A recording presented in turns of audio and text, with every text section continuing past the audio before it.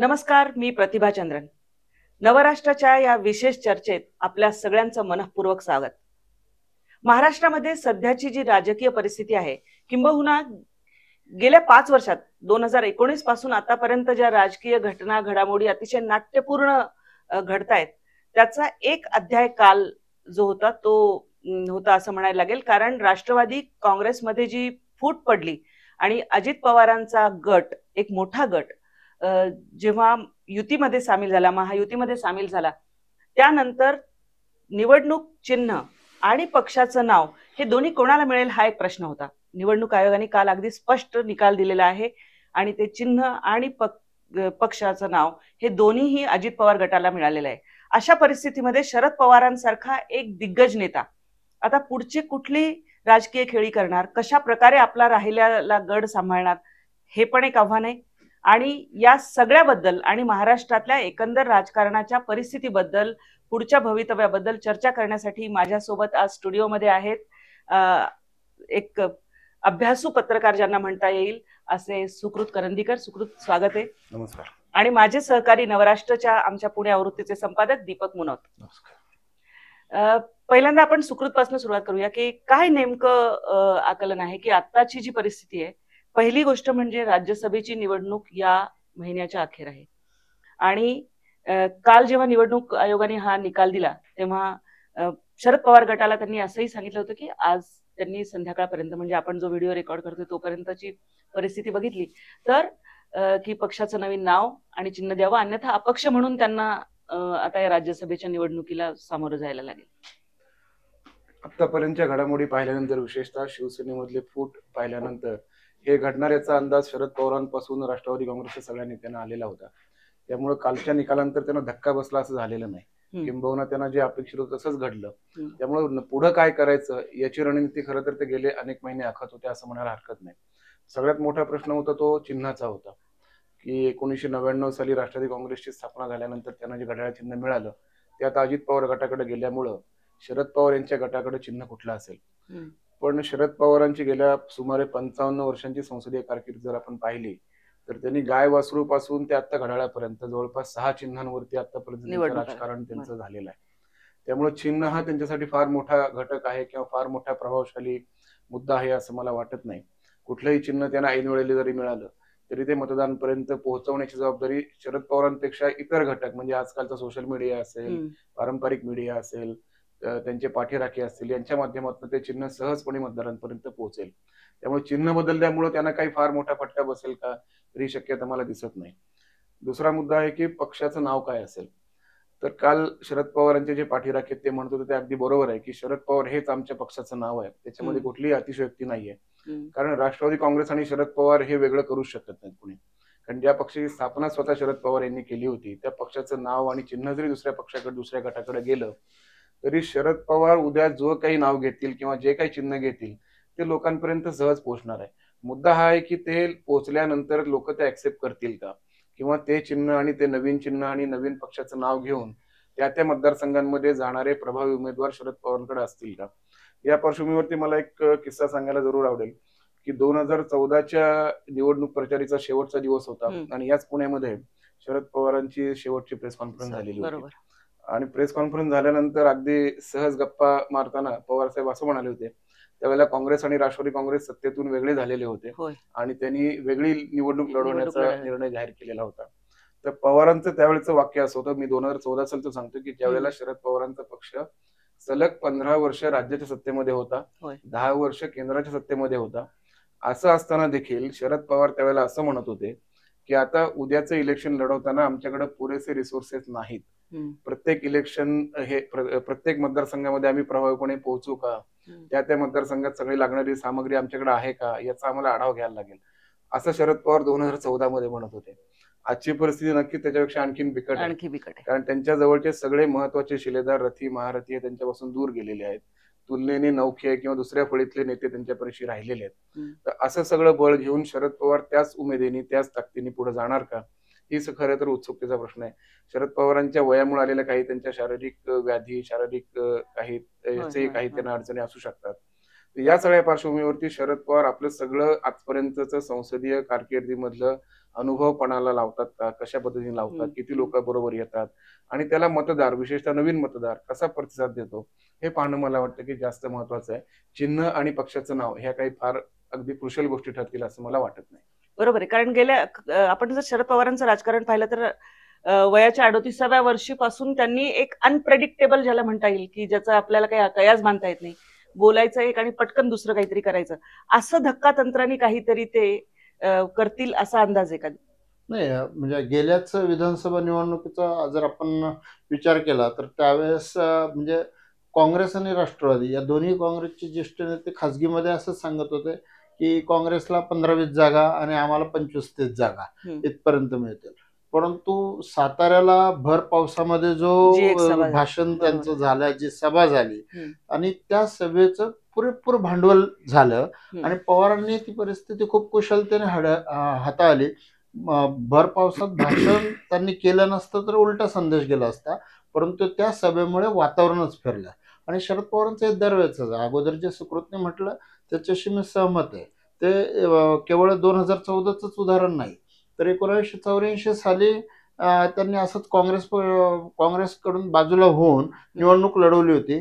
त्यावेळेस चरखा हे चिन्ह त्यांना फक्त 1.5 महिन्यापूर्वी मिळालं होतं. आज तरी सोशल मीडिया वगैरे हे सगळं अवेलेबल आहे, परंतु त्यावेळेस तर काहीच नव्हतं. तरी सुद्धा त्या काळात त्यांना 54 जागा मिळाल्या होत्या, जेव्हा यशवंतराव चव्हाण, वसंतदादा पाटलांसारखे मोठे नेते काँग्रेसमध्ये होते.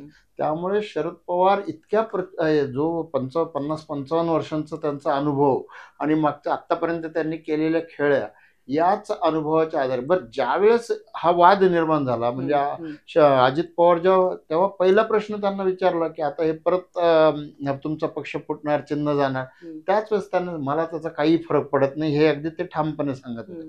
तो मागचा 1984 2014 ह्या अनुभव लक्षात घेता ते अशाच पद्धतीने किंबहुना जास्त हिरिरीने निवडणूक लढवतील असं मला वाटतं. म्हणजे जरी आता पवारांचा जी काही व्याधी आहे जवळपास 30 वर्षापासून ते झुंजतायत त्याला, तर त्यामुळे फारसा फरक पडेल असं वाटत नाही, उलट हिरिरीने ते लढतील असं मला वाटतं. आणि मग ज्याप्रमाणे पावसामुळे मागची विधानसभा निवडणूक फिरली त्याचप्रमाणे कदाचित सहानुभूतीची पण लाट येण्याची शक्यता निर्माण होऊ शकते. सहानुभूतीच्या बद्दल जर विचार केला तर आपण आता जर पाहिलं सगळं सोशल मीडिया ट्रेंड पाहिला आता कालच्या घटनेपासून तर त्यामध्ये पेरला ते उगवलं अशाच पद्धतीची एक जी म्हणजे उद्धव ठाकरेंबद्दलची जी सहानुभूती होती ती वेगळ्या पद्धतीची होती. शरद पवारांबद्दल एक वय हा मुद्दा सोडला तर अशा प्रकारची जी सहानुभूती असते ती खरंच आहे का सुकृत?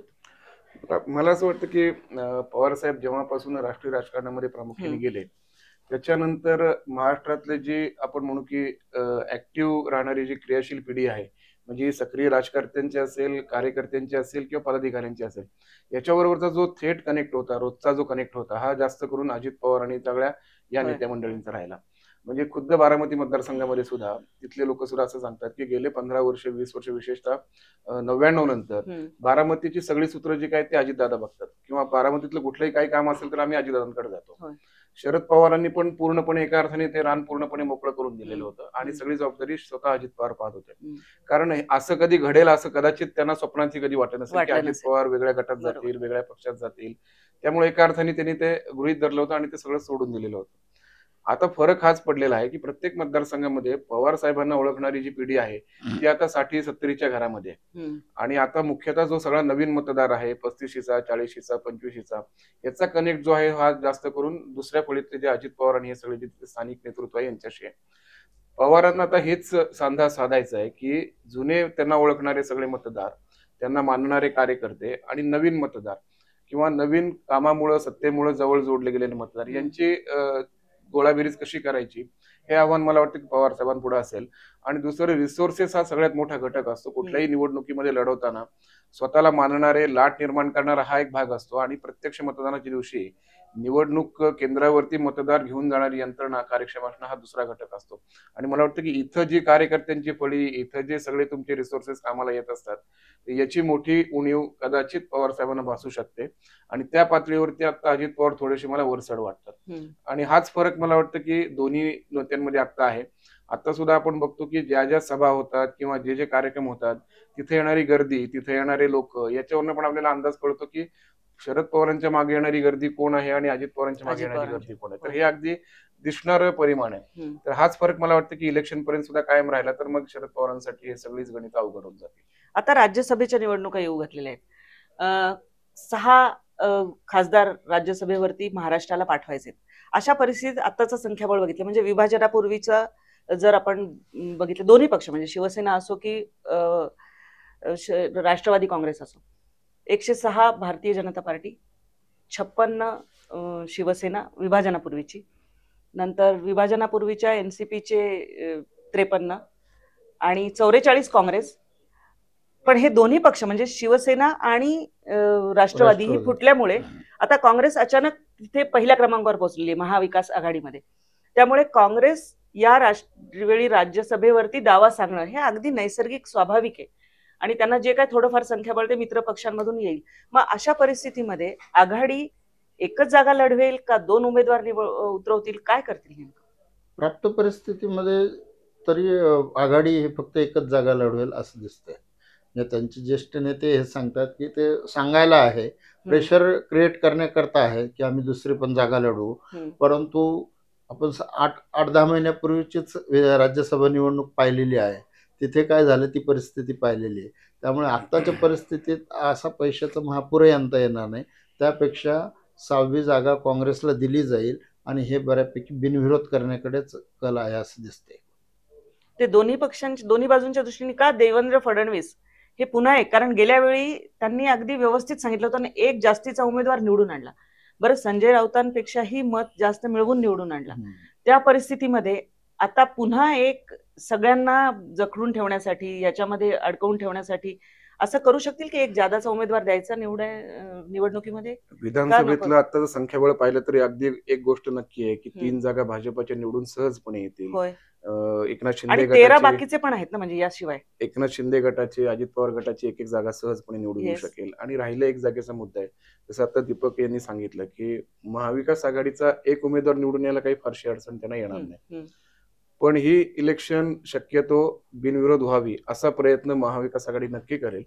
कारण गेले काही महिने आपण वारंवार पाहतोय की देशांमधल्या इतर राज्यांमध्ये असं बऱ्याच ठिकाणी घडतंय की काँग्रेसमधले किंवा इतर पक्षांमधले नेते मोठ्या प्रमाणामध्ये भाजपमध्ये प्रवेश करताना दिसत आहेत. महाराष्ट्रामध्ये पण ही चर्चा आपण गेले 6 महिने ऐकतोय. अनेक नेत्यांची, काँग्रेस नेत्यांची नावं त्या संदर्भात घेतली जात आहेत.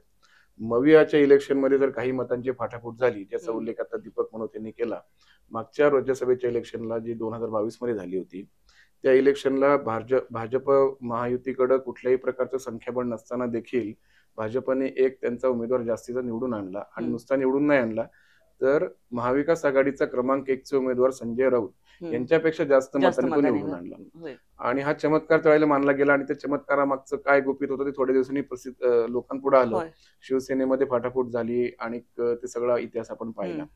त्याच पद्धतीने जर आता इलेक्शन होणार असेल आणि त्यावेळेला मवियातली काही पुन्हा मतांची फाटाफूट झाली, जरी निवडणूक उमेदवार त्यांचा निवडून नाही आला पण मतांची फाटाफूट झाली, तर लोकसभा इलेक्शनच्या आधी जाताना, सामोरं जाताना अजून त्यांचं तिकीट वाटप निश्चित व्हायचं आहे, जागा वाटप निश्चित व्हायचं आहे. या पार्श्वभूमीवरती मतांची फाटाफूट होणं हे मवियासाठी चांगलं लक्षण असणार नाही. त्यामुळे त्यांचा प्रयत्न नक्कीच हा राहील की हे इलेक्शन शक्यतो बिनविरोध व्हावं.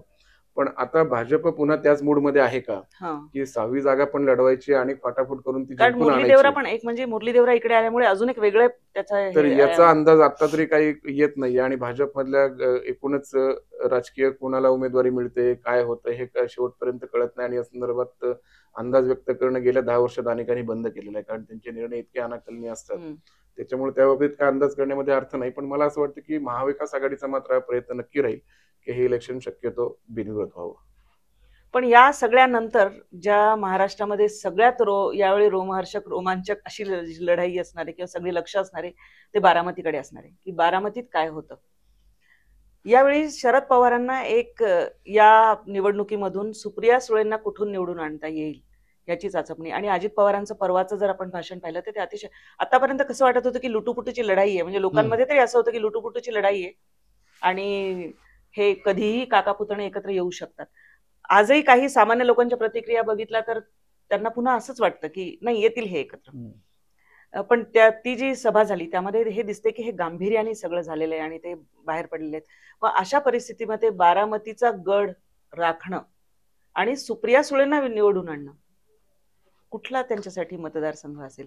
कारण बारामतीचा जर आपण आता लोकसभा मतदारसंघ म्हणून विचार केला तर आजूबाजूचे त्याच्यातले जे सगळे विधानसभा मतदारसंघ आहेत त्यामध्ये सुप्रिया सुळेंचं अजितदादा वगळताचं प्राबल्य तसं दिसत नाही. बारामती एक तर त्यांचं पहिलं प्राधान्य सुप्रिया सुळेंसाठी बारामतीच असणार आहे. परंतु जेव्हा अंदाज येईल की बारामती जड जाते, विशेषतः पुण्याचा जो नागरी भाग बारामतीला जोडला गेलेला आहे तो 10 वर्षापूर्वी त्रासदायक ठरलेला होता, तर ती परिस्थिती परत येऊ नये याकरता शरद पवार हे शेजारच्या नगर दक्षिण मतदारसंघाचा सुद्धा प्रयत्न करू शकतात.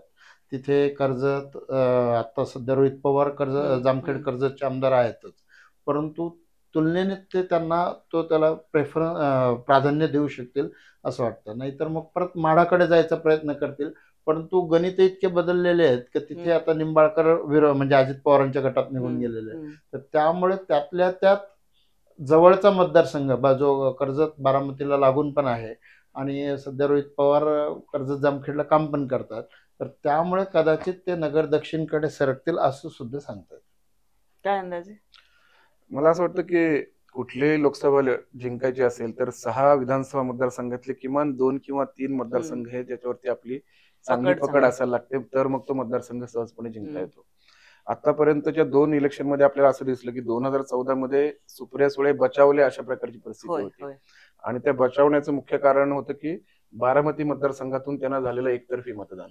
हे बारामती मतदारसंघामध्ये त्यांना जे काही मताधिक्य मिळालं त्या मताधिक्यामुळे इतर मतदारसंघांमध्ये जी त्यांची पेशीट झाली ती भरून निघाली, नुसती भरून निघाली नाही तर त्या सहजपणे विजय होऊ शकले.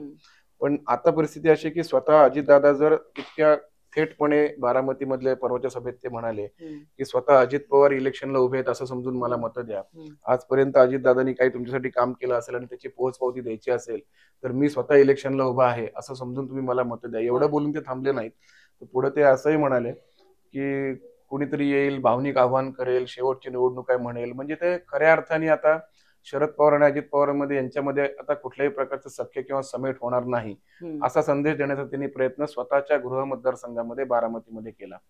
आणि या पार्श्वभूमीवरती आताची परिस्थिती काय आहे तर बारामती मतदारसंघामध्ये जिथं शेजारचा इंदापूर मतदारसंघ आहे तिथं राष्ट्रवादी काँग्रेसचा उमेदवार निवडून आला विधानसभेला, पण तो सध्या अजितदादांच्या गटामध्ये.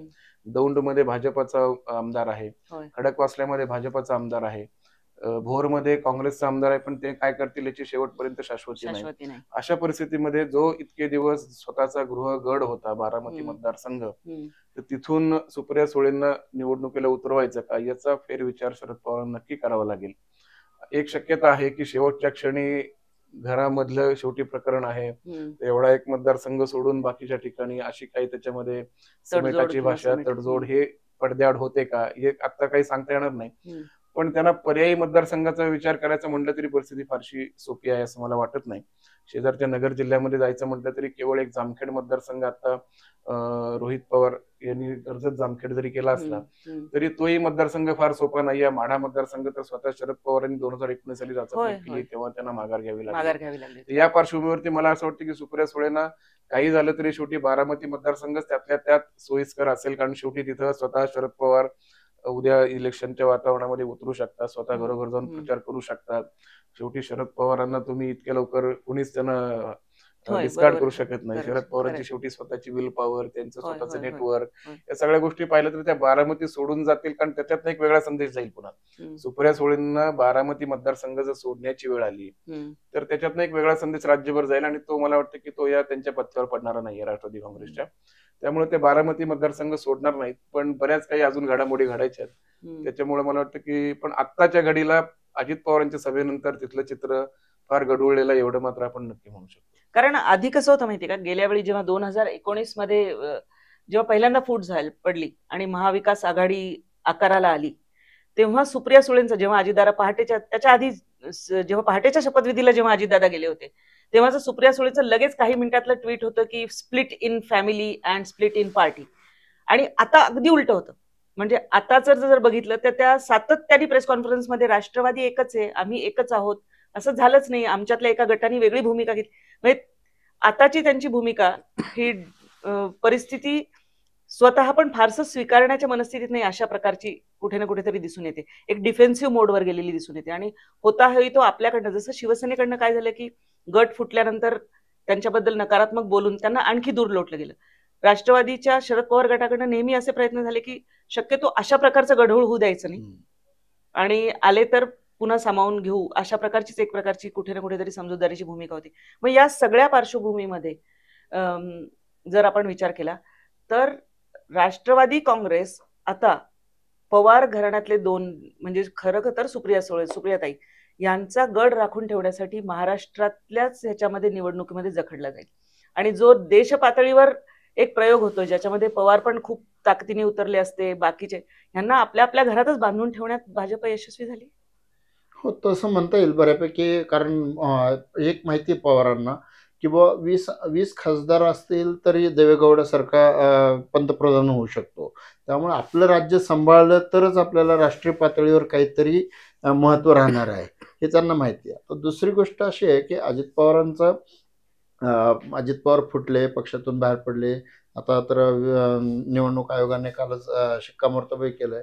परंतु सगळ्यात महत्त्वाची गोष्ट अशी आहे की जेव्हा ते उपमुख्यमंत्री झाले या सरकारमध्ये, त्यावेळेस लगेच 2-3 महिन्यात तो निवडणूक आपला सुप्रीम कोर्टचा निकाल येणार आहे आणि मग मुख्यमंत्रीपद अजित पवार, असं सगळं वातावरण असताना देशातल्या 2 मेजर चॅनल्सनी जे सर्वे केले होते त्याच्यामध्ये असं आढळून आलं की अजित पवारांच्या मागे अजूनही 4-4.5% जास्त लोक नाही आहेत. आणि नेमकी भाजपचे तिथेच खऱ्या अर्थाने गोची झालेली आहे.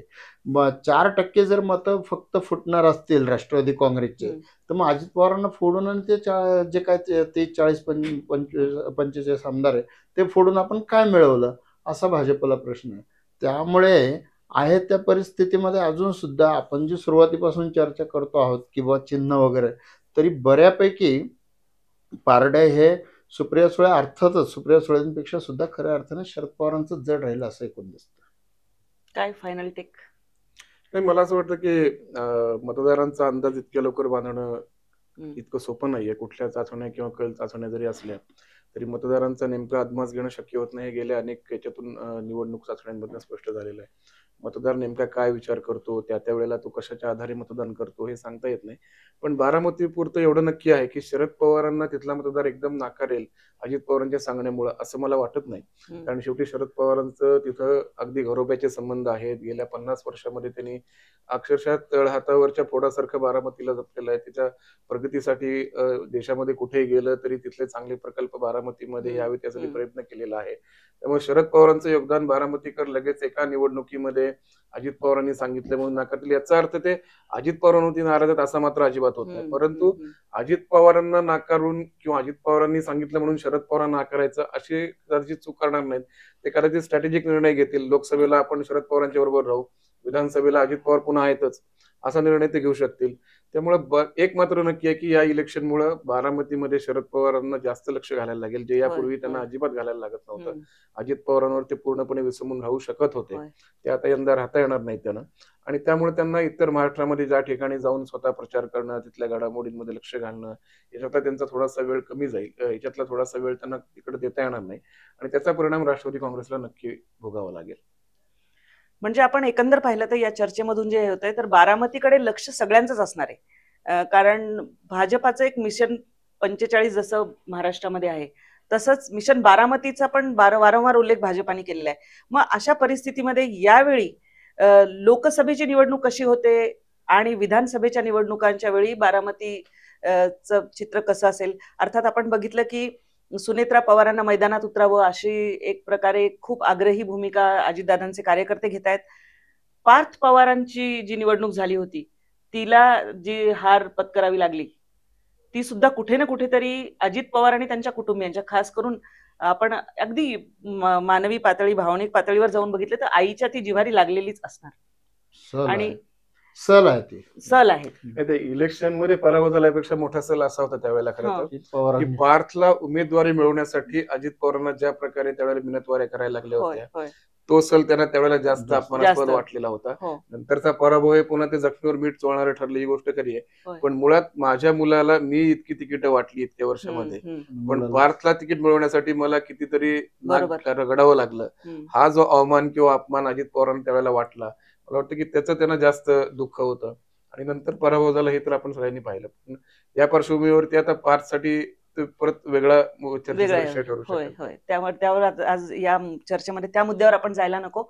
पण बारामतीमध्ये जेव्हा जेव्हा गेली जवळपास 1998-99 पासून बारामती मतदारसंघावर बहुतेक आम्ही सगळेच जण कुठे ना कुठे ते लक्ष दिलेलं आहे, कव्हर केलेलं आहे. पहिल्यांदा बारामती पॅटर्न जो आहे तो देशभरामध्ये कसा प्रसिद्ध होता अशा बातम्या व्हायच्या, व बारामतीमध्ये सगळे मोठे प्रकल्प शरद पवार आणायचे त्या बातम्या व्हायच्या. आणि नंतर बघितलं की गेल्या 20 वर्षातली जी परिस्थिती आहे ती मोठ्या साहेबांची विजन आणि छोट्या साहेबांची ऍक्शन हे परवलीचं वाक्य बारामतीकर सांगताना दिसतोय. मग अशा परिस्थितीमध्ये येत्या निवडणुकीमध्ये विजन का मिशन का विजन का ऍक्शन, जसे छोट्या साहेबांची ऍक्शन असं म्हणायचे, हा एक पेच प्रसंग. आणि यामध्ये बारामतीचा मतदार कोणाच्या पारड्यामध्ये ते माप टाकतो हे बघणं निश्चितच रंजक ठरणार आहे. अशा प्रकारच्या चर्चांसाठी, राजकारणातल्या घटना घडामोडींसाठी आणि किस्स्यांसाठी तुम्ही आमचा हा कार्यक्रम निश्चित बघा. तुमच्या सूचना आणि कमेंट्स आमच्या कमेंट बॉक्समध्ये जरूर टाका आणि चॅनलला सबस्क्राईब करायला विसरू नका. नमस्कार. धन्यवाद.